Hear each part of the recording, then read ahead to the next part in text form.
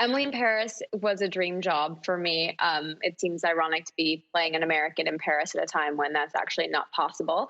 But Emily is a mid-20s young woman who is moving to Paris to work in a French marketing firm. She knows nothing about the culture or the language, and it's all about the journey she goes on and kind of finding herself in this new job and the culture clash that comes with it, and the romance, the friendships. And ultimately, for me, it's more a story of self-love in the city of love.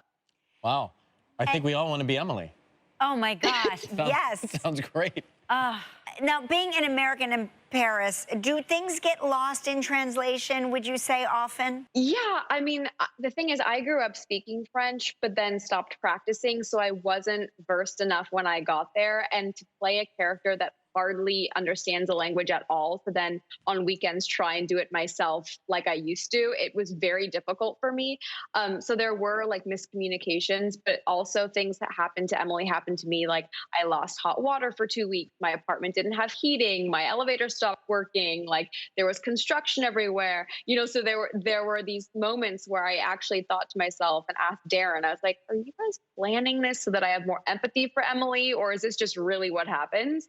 Which was kind of ironic, but it was such a fun experience. And I mean, I feel so grateful even more for the opportunity to have been there as a local for 4 months, because now all I want to do is travel, It seems impossible. Let us live vicariously through you. What sort of fun, amazing thing or meal did you have while you were there shooting? I mean, honestly, for me, the luckiest thing about shooting there was the access to the incredible locations that we got. We shut down bridges and restaurants like Cafe de Flore and Ralph's, and we got to shoot all night in the Paris Opera House, which was so absurd. Like I'm running around the Paris Opera House in hotel slippers and this gown, just like soaking in the murals and the architecture and thinking, what is this? And even the crew that were born in France and some from Paris said that they'd never experienced the city that way, because you just don't get the access like that. And especially now I watch things back and I go,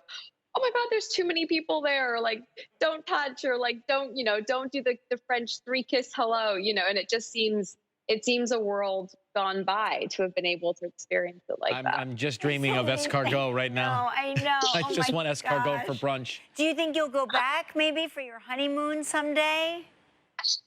Well, my fiance did come out a few times, and we got to roam the streets and get lost, on the cobblestone little alleyways. That's what I miss the most, is just losing track of time and like losing yourself in a foreign place and not having everything be so intention based. Obviously now we're kind of, you think, okay, where am I going? For how long? When do I come back? What am I doing? And the idea of being in Paris and just like taking a scooter and going to the museums and eating, and even taking the Eurostar to different countries like Bruges and London, and everything's just so much more local there and so romantic.